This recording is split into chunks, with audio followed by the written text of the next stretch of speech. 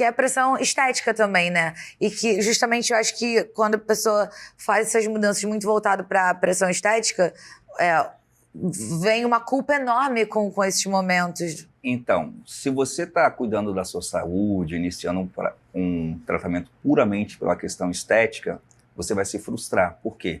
Essa perfeição que as pessoas querem, elas nunca vão conseguir alcançar. Por quê? As coisas estão sempre evoluindo. Sempre vai ter alguém com o abdômen mais trincado, mais bonita que você. E essa comparação sua acaba te frustrando, entendeu? E eu tenho uma outra frase que eu falo assim, cuidar excessivamente e ser focada muito nessa questão estética para você não adoecer, para você estar bonito, acaba sendo um distúrbio também, acaba sendo uma doença.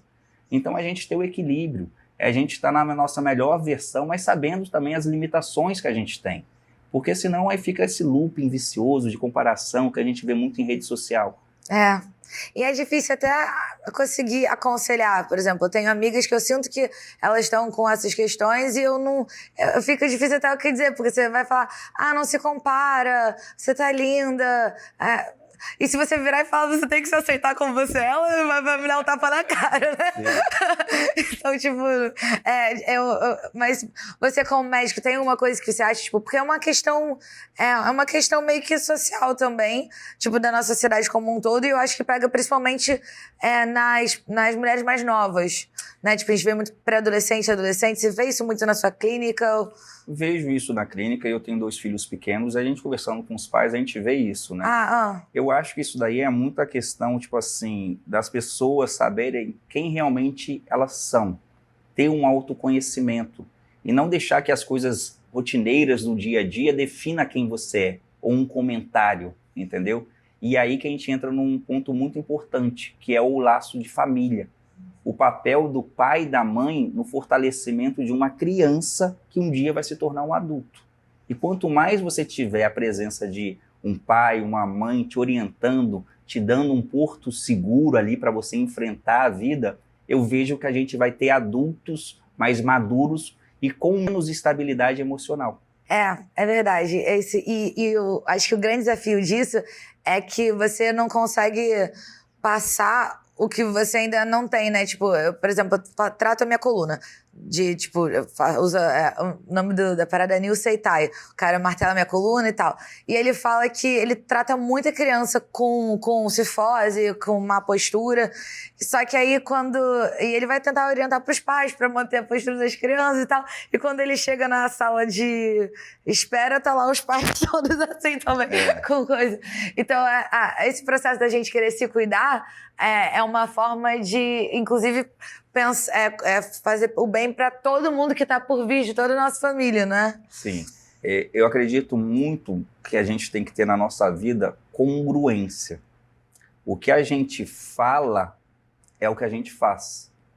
Que, principalmente nas cidades mais pequenas do interior que eu vim, tem aquele ditado assim dos pais. Faça o que eu falo, mas não faça o que eu faço. E, cara, isso caiu por terra. Se você quer que seu filho tenha um determinado comportamento, você tem que ser o exemplo para ele. Tem uma frase que também eu estou muito frasista hoje, né? Que o exemplo não é o melhor conselho que existe, é o único. Então, você tem que ser o exemplo. É igual eu que trabalho lá, 80% de emagrecimento. Eu tenho que praticar aquilo que eu falo para meus pacientes fazer. Senão eu estou sendo uma heresia. Estou sendo fake. Não combina. E é por isso que eu falo que tem que ter a refeição livre, porque às vezes o paciente vai me encontrar comendo uma pizza, vai me julgar. Eu falei que de vez em quando eu como também. É verdade. Acho que como é que você tem visto isso da paternidade? Porque realmente acho que o liderar pelo exemplo é a única coisa possível. Inclusive você pode ficar quieto, mas se você viver a vida de um jeito, não só pra paternidade, mas tipo, quando você vive a vida de um jeito, as pessoas já vão estar querendo fazer o que você tá fazendo, né? Eu acredito numa coisa, nós estamos aqui, todos temos uma coisa em comum, nos desenvolver espiritualmente e nos desenvolver como seres humanos. Eu concordo 100%. A partir do momento que eu sou um ser humano bom, eu vou ser um bom pai, eu vou ser um bom marido, eu vou ser um bom filho, eu vou ser um bom profissional. Porque eu vou ter principalmente empatia com a pessoa que está do outro lado. E isso eu acho que é uma coisa que falta muito hoje nesse mundo que nós vivemos, entendeu? É a gente ter a consciência que nós temos que ter esse desenvolvimento, que não é apenas a questão material, é algo extremamente importante, eu não estou falando isso, mas a gente ter esses outros desenvolvimentos. Na minha prática, eu quero ficar sarado, eu quero desenvolver, o que você faz? Você começa a frequentar a academia, você prioriza um tempo para isso. Mas a gente tem que se desenvolver espiritualmente e humanamente. Quando que você está priorizando um tempo na sua vida para você desenvolver isso? Nunca. É quando dá um tempo. Até lá em casa, eu e minha esposa, a gente está buscando essa questão da espiritualidade há muito tempo. Só que a gente estava, vou confessar, né? A gente estava assim, quando der, a gente vai a uma determinada igreja, quando der, a gente faz as nossas orações. E eu e minha esposa, na virada do ano, a gente decidiu que esse ano de 2025, a gente vai priorizar a nossa parte espiritual, a nossa parte de desenvolvimento humano. Então, sempre a gente está procurando algumas coisas para fazer isso. Ai, que ótimo.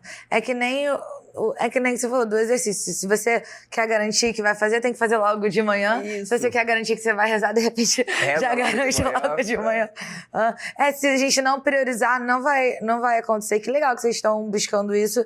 E, em especial, porque seus filhos são super pequenos, né? São. Então, qual é a idade mesmo? Tem o Bento, que tem 4 anos, né? E tem a Luna, que está com 1 ano e 4 meses.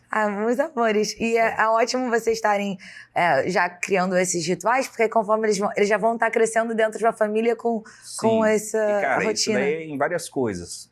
Mas eu, lá em casa, eu tô fazendo um desafio daquele rolinho de abdominal.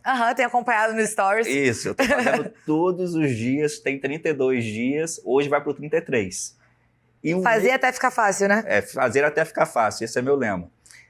E meu filho, ao me observar, ele fala assim, papai, com 4 anos. Aí ele pega o rolinho e começa a fazer. E vai. Por quê? Ele tá vendo o exemplo. A minha nenenzinha de 1 ano e 4 meses, a babá filmou. Um momento que eu não estava em casa, ela achou o rolinho, ela pegou o rolinho e começou a fazer. É que elas querem... O exemplo arrasta, gente.